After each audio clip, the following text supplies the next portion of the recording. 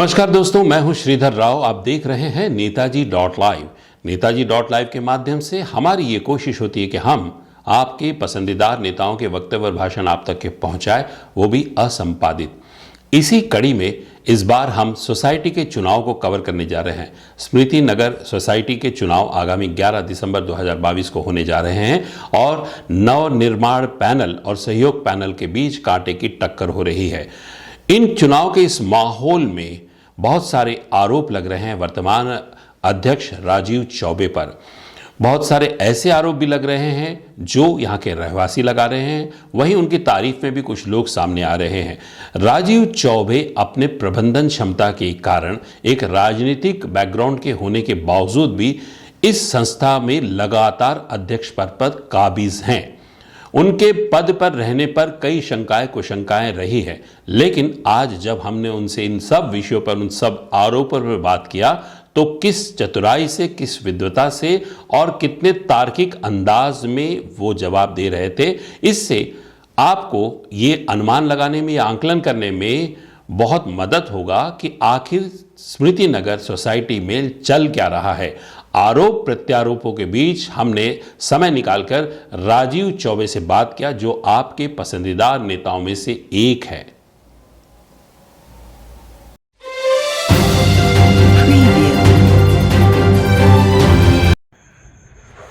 राजीव जी, आप पर बहुत सारे आपने इन वर्षों में, जब से आप पदासीन हैं यहाँ पर, कई आपने कार्य करवाए हैं, लेकिन इसके बावजूद भी आप पे कई आरोप यहाँ के स्थानीय निवासी लगा रहे हैं। आगामी चुनाव में वो आपसे सवाल करना चाह रहे हैं।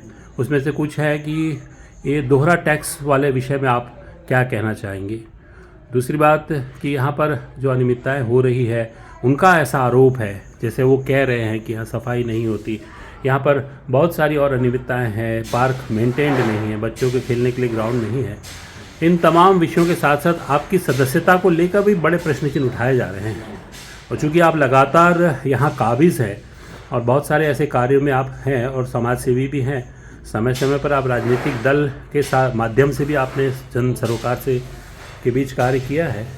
नेताजी डॉट लाइव के माध्यम से आप क्या कहना चाहेंगे आप पे लगे आरोप पर, और उसके जवाब में आप क्या सफाई देंगे। जी, जैसा कि आपने आरोप के जो मुख्य बिंदु बताया, उसमें पहला तो ये था कि दोहरा टैक्स जो है, दोहरा कर भार जो है स्मृति नगर की जनता पर है।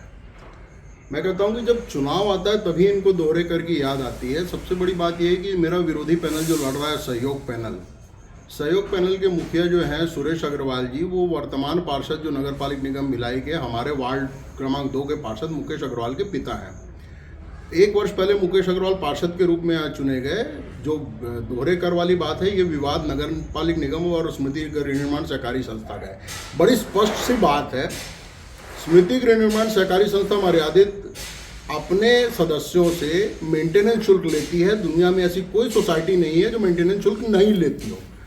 सूर्य विहार आपसे लगा हुआ है, ये मेंटेनेंस देते हैं, मेंटेनेंस चार्जेस देते हैं। चौहान टाउन में मेंटेनेंस चार्जेस देते हैं, रॉयल ग्रीन में देते हैं। हर सोसाइटी में मेंटेनेंस चार्ज लेती है सोसाइटी मेंटेनेंस के नाम पे।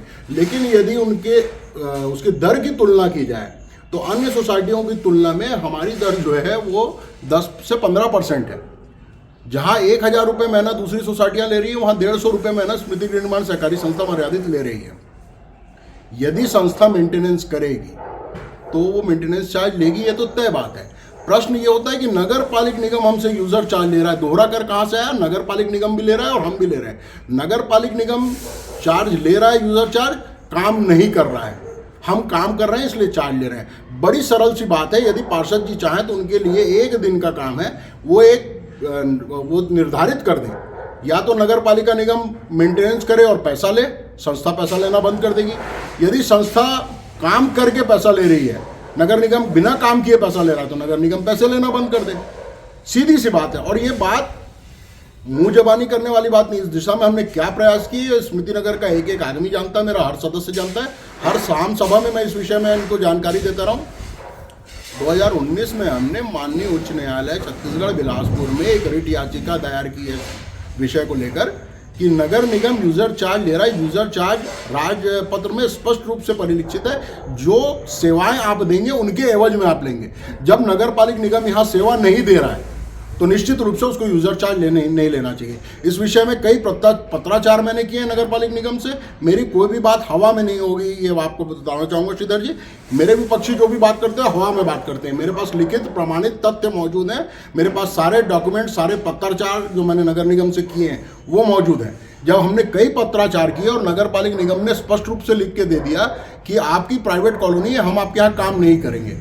जब काम नहीं करेंगे तो यूजर चार्ज कैसे लेंगे, इसी विषय को लेकर रिट याचिका जो है माननीय उच्च न्यायालय में लंबित है। ये कह रहे हैं कि 1.5 करोड़ के कुछ ऐसी रकम जो 1 करोड़ के ऊपर है लगभग, वो यहाँ स्मृति समिति ने नगर निगम को नहीं दिए हैं, ऐसा भी एक आरोप लगा रहे हैं। साथ ही आरोप लगा रहे हैं कि यहाँ के जो रखरखाव है गार्डन्स के और ये जो बाकी अनियमितताएं हैं नालियों के, ये सब के बारे में, लाइट के बारे में कहना है कि बहुत डिम लाइट्स होती है, सड़कें में डस्ट है, धूल है और बहुत सारे ऐसी बातें कह रहे हैं। उस विषय में आप और क्या कहना चाहेंगे? मैं ये आपको बताना चाहूँगा, सबसे पहले तो बात आपने की जलकर के बारे में। जलकर के बारे में मैं अपने सारे सदस्यों को जानकारी दे चुका हूँ और मेरा स्मृति नगर का हर एक सदस्य जानता है। जानबूझ के इस विषय को चुनाव के समय में उठाया जाता है, शेष समय ये सोए रहते हैं। स्मृति गृह निर्माण सहकारी संस्था मर्यादित और नगर निगम के बीच में एक अनुबंध हुआ था पेयजल वितरण को लेकर 2008 में। 2008 में जब शिवनाथ का पानी भिलाई आया और जब प्रक्रिया प्रारंभ हुई पेयजल वितरण की, स्मृति गृह निर्माण सहकारी संस्था मर्यादित ने अपनी 1.5 एकड़ मूल्यवान भूमि निःशुल्क प्रदान की नगर पालिका निगम को टंकी बनाने के लिए। सड़क 3 में जो नगर निगम की पानी की बहुत बड़ी टंकी है, जिससे स्मृति नगर के सहित आसपास के सभी क्षेत्रों में पानी जाता है। सूर्य विहार में पानी वहाँ से जा रहा है, फरीदनगर पानी वहीं से उसी टंकी से जा रहा है, जुनवानी खमरिया उसी से जा रहा है। इस डिस्ट्रीब्यूशन के लिए निःशुल्क हमने उनको भूमि उपलब्ध कराई। जब बात हुई स्मृति नगर को पानी देने की, ये तय हुआ कि स्मृति नगर सोसाइटी द्वारा पहले ही अपनी पानी टंकी बनाई हुई है और हमारी पेयजल वितरण की जो पाइपलाइन है वो बिछी हुई है। निगम ने कहा कि हम आपको सम तक पानी देंगे, वितरण आपको करना होगा। मैंने नगर निगम को स्पष्ट लिखा कि वितरण का व्यय 100 रुपये प्रति कनेक्शन प्रति माह होता है। यदि वितरण का व्यय और पाइपलाइन के मेंटेनेंस का व्यय और सारा व्यय संस्था वहन करेगी तो हमको रियायती दर पे पानी दिया जाए।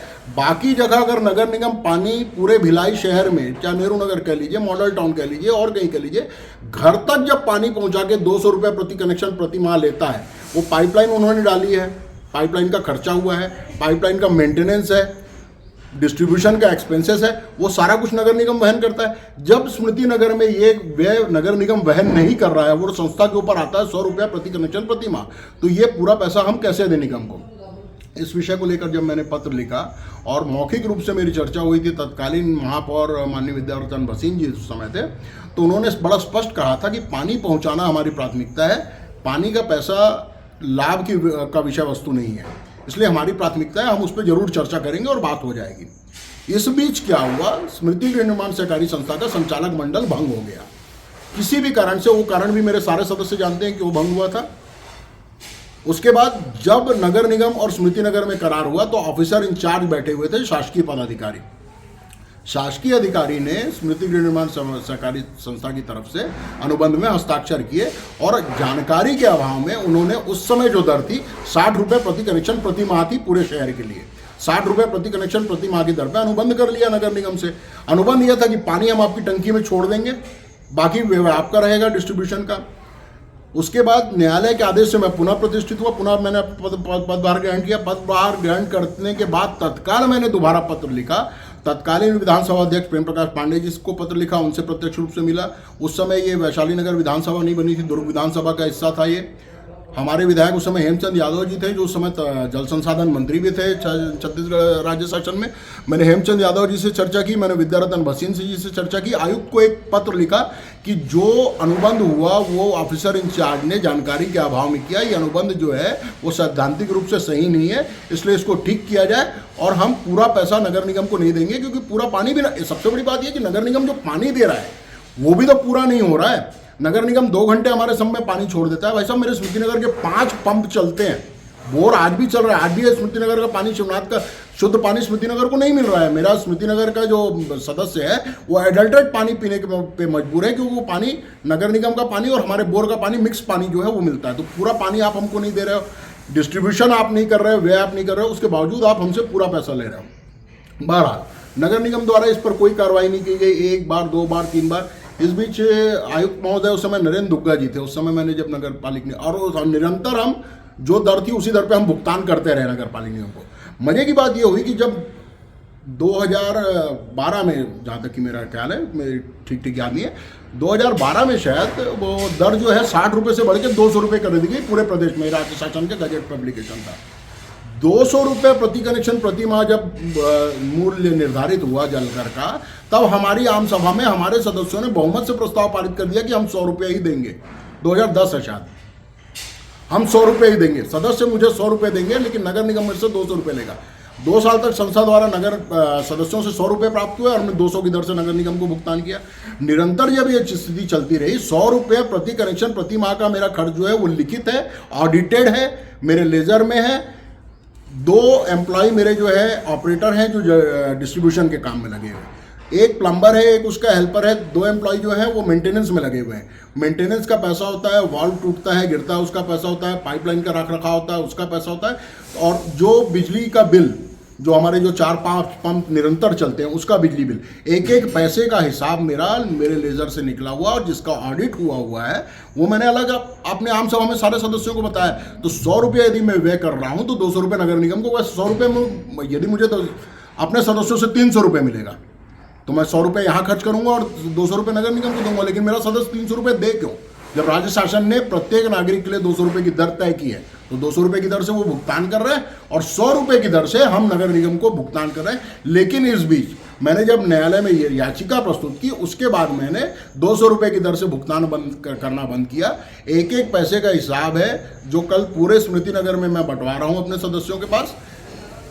जब 60 रुपये दर थी तब 30 रुपये के हिसाब से उस समय तक का राशि, और जब से 200 रुपये हुआ तब से लेके अभी तक के 100 रुपये की दर से यदि आप राशि निकालते हैं तो जो नगर निगम को भुगतान योग्य जो राशि थी उससे 2-3 लाख रुपए ऊपर का भुगतान अभी नगर निगम को किया जा चुका है। हाल ही में नवंबर में मैंने 30 लाख रुपए का फिर भुगतान किया नगर पालिका निगम को। लेकिन हम उस एवरेज को मेंटेन करके रख रहे हैं कि 100 रुपये प्रति कनेक्शन प्रति माह हमको नगर निगम को भुगतान करना है। जिस दिन भी न्यायालय का आदेश होगा तो निश्चित रूप से वो भुगतान हमको एक साथ करना पड़ेगा, वो भार संस्था के ऊपर है। एक बात और सबसे बड़ी है, ये जो आरोप लगाने वाले हैं उनका नाम लेकर मैं बोल रहा हूं कि एक बार आए और बता दें कि यदि मैं झूठ बोल रहा हूं। अभी सुरेश अग्रवाल जो इस सहयोग पैनल के लीडर है और हमारे वर्तमान पार्षद के पिताजी हैं, इनके घर का आज बकाया जो है 42,000 रुपये है। और पिछले माह इनको जब नोटिस दी गई, उस नोटिस को आप मैं दिखाऊंगा, उस नोटिस के ऊपर उन्होंने अपना जवाब लिखकर भेजा है कि आप नगर निगम को पानी का पैसा नहीं देते इसलिए मैं पैसा नहीं दूंगा आपको, और आप कोई मेंटेनेंस नहीं करते इसलिए मेंटेनेंस का पैसा नहीं दूंगा। प्रत्येक घर से घर कचरा उठ रहा है, ये मेंटेनेंस नहीं है। स्ट्रीट लाइट का बिजली बिल मैं भुगतान कर रहा हूँ, ये क्या मेंटेनेंस नहीं है? सीवरेज लाइन की साफ सफाई हो रही है, क्या मेंटेनेंस नहीं है? पेयजल वितरण में 100 रुपये प्रति कनेक्शन प्रति माह खर्च कर रहा हूँ, क्या ये मेंटेनेंस नहीं है? किस प्रकार की मेंटेनेंस की बात करते हैं? अभी 3 ओपन जिम लगाए गए उद्यानों में संस्था के पैसे से, क्या ये मेंटेनेंस नहीं है? सड़कों का निर्माण किया गया, क्या मेंटेनेंस नहीं है? राज्य शासन से प्राप्त निधि के अतिरिक्त भी सड़कों पे व्यय किया गया। आज ये आरोप लगाते हैं कि जो विकास के कार्य हुए 4 करोड़ रुपए आए वो सांसद निधि से आया, विधायक निधि से आया, राज्य शासन से आया, जिसका क्रेडिट राजीव चौबे लेता है। राजीव चौबे क्रेडिट नहीं लेता, हम समूह की बात करते हैं। मैंने कभी मेरी बात की, मैं अपनी बात नहीं की, मेरे साथ हमेशा हम रहता है। हम संचालक मंडल के सदस्य, हमने संस्था की ओर से तत्कालीन मुख्यमंत्री डॉक्टर रमन सिंह को पत्र लिखा, वो पत्र मेरे पास रखा हुआ है, सारे सदस्य जानते हैं। मेरे पत्र पे डॉक्टर रमन सिंह ने नोट लिखा, उनके पीएस ने तत्काल उसको जिला कलेक्टर दुर्ग को लिखा। जिला कलेक्टर ने नगर पालिका निगम को स्पष्ट लिखा कि स्मृति गृह निर्माण सहकारी संस्था के अध्यक्ष राजीव चौबे के पत्र के अनुसार इस पर उचित कार्रवाई करते हुए तत्काल सूचित करें। उसके बाद नगर पालिका निगम द्वारा प्राक्कलन तैयार किया गया, 4 करोड़ 20 लाख की डिमांड की गई। मैं पुनः जाके मिला, उस समय तत्कालीन नगरीय निकाय मंत्री अमर अग्रवाल जी थे, अमर अग्रवाल जी से मिला, पुनः रमन सिंह जी से मिला, 4 करोड़ 20 लाख रुपए की स्वीकृति करवाई।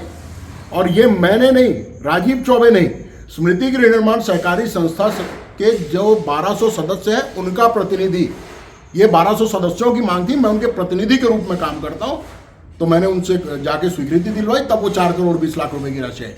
टेनिस कोर्ट के लिए तत्कालीन मुख्यमंत्री रमन सिंह के जो OSD थे विक्रम सिसोदिया, वो प्रदेश टेनिस संघ के अध्यक्ष थे, उनको मैंने पत्र लिखा, मेरे सामने सिसोदिया जी ने तत्कालीन नगर निगम आयुक्त नरेंद्र दुग्गा जी को फ़ोन किया कि राजीव चौबे जी आ रहे हैं, इनके पत्र के अनुसार आप प्रस्ताव बनाकर शासन को भेजिए, स्वीकृति देने की जिम्मेदारी हमारी। तब 65 लाख रुपए की स्वीकृति हुई और हमारा टेनिस कोर्ट बना।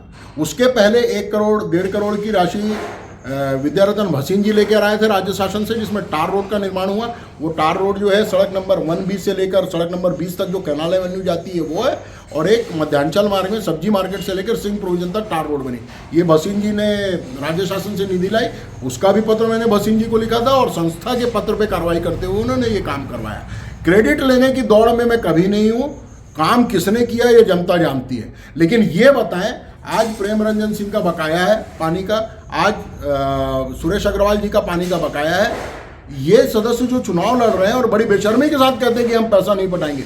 मुझे जो नगर निगम को पैसा पटाना चाहिए, माननीय उच्च न्यायालय में दायर रिट के अनुसार, मेरी याचिका के अनुसार आधा पैसा मुझे देना है, वो आधे पैसे का भुगतान कर रहा हूँ। शेष आधा पैसा जो है वो हो रहा है जल वितरण में व्यय, उसकी एक आने एक पाई का हिसाब है। लेकिन सबसे बड़ी बात यह है कि जिस तरह बकाया इनका है, सुरेश अग्रवाल जी का, प्रेम रंजन सिंह का, वैसे और भी सदस्य हैं। आज स्मृति गृह निर्माण सहकारी संस्था के सदस्यों से पेयजल की जो लेनी राशि है वो भी करीब 30 लाख रुपए से ऊपर बकाया है। अच्छा राजीव जी, एक और गंभीर बात है, आपसे पूर्व में भी बहुत सारे अध्यक्ष रहे हैं और लगातार ये आरोप लगता रहा है कि बहुत सारे प्लाटों की अवैध प्लॉटिंग की गई है।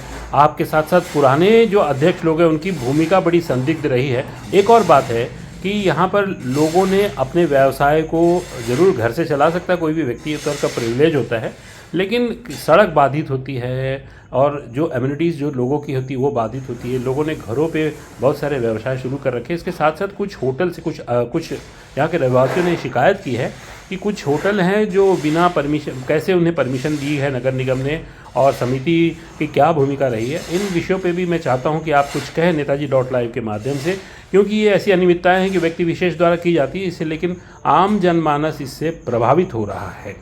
देखिए, इस बारे में बड़ा स्पष्ट करना चाहूँगा। सबसे पहला प्रश्न होता है अधिकारिता का, कि किसके पास कितने अधिकार निहित हैं।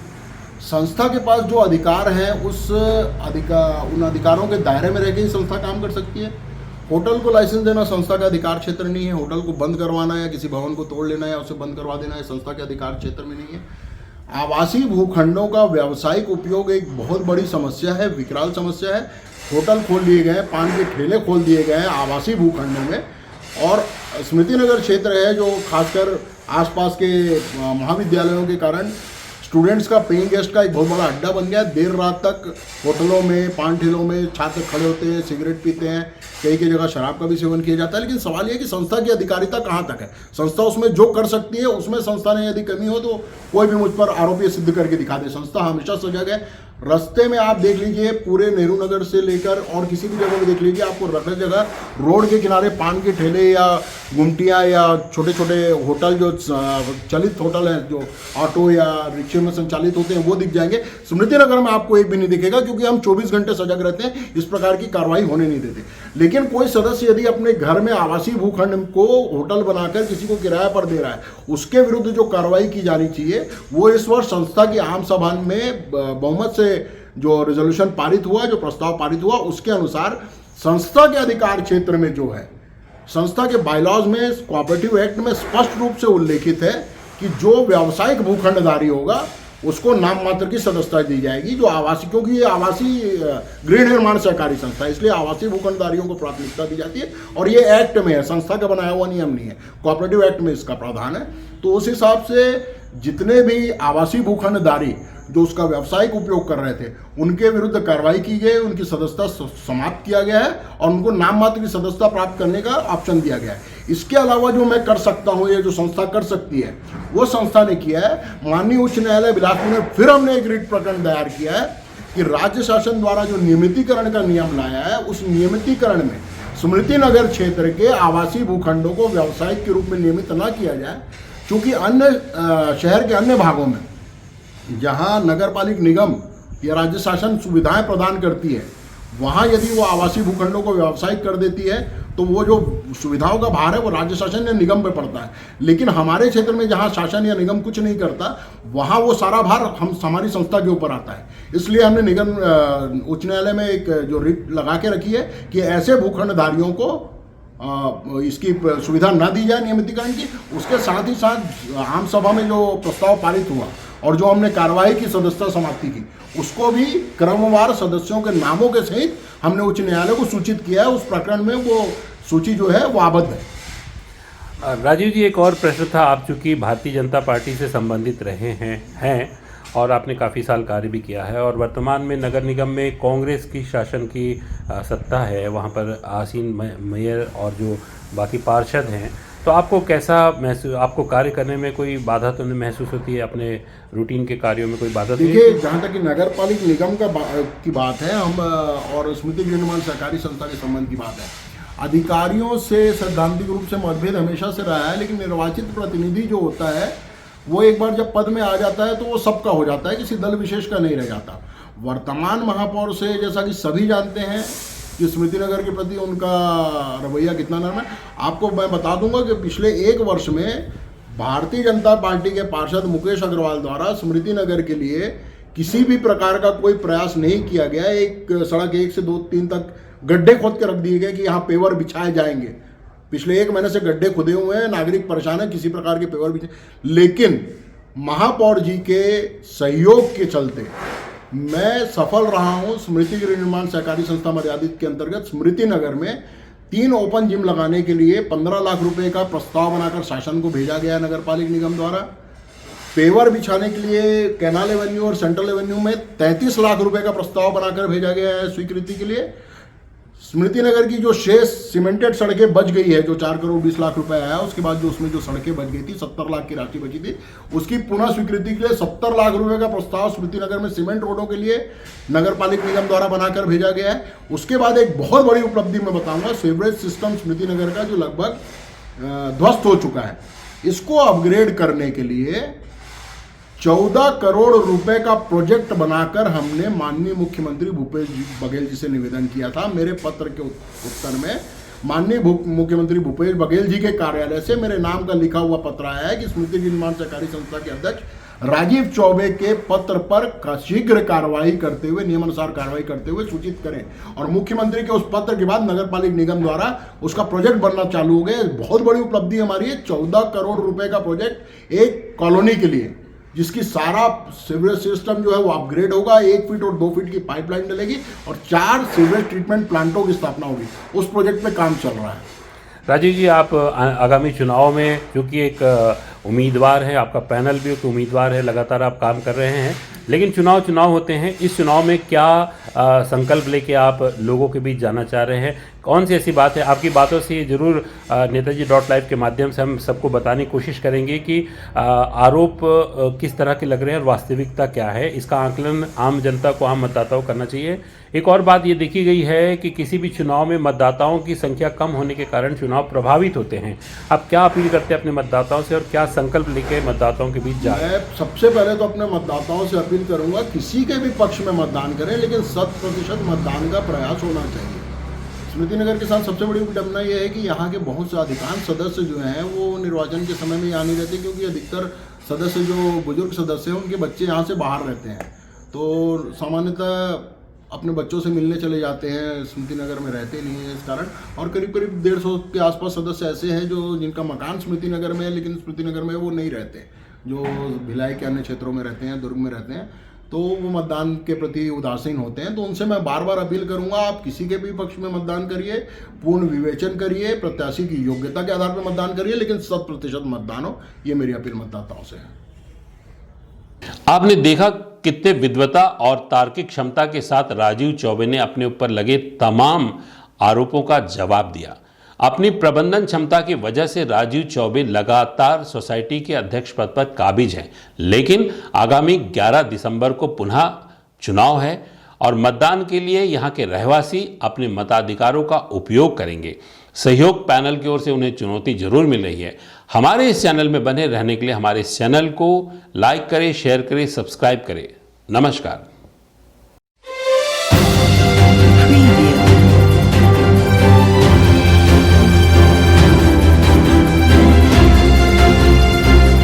नेताजी .live के प्रायोजक है Satyadeep diagnostic and clinic, Supela, Bhilai.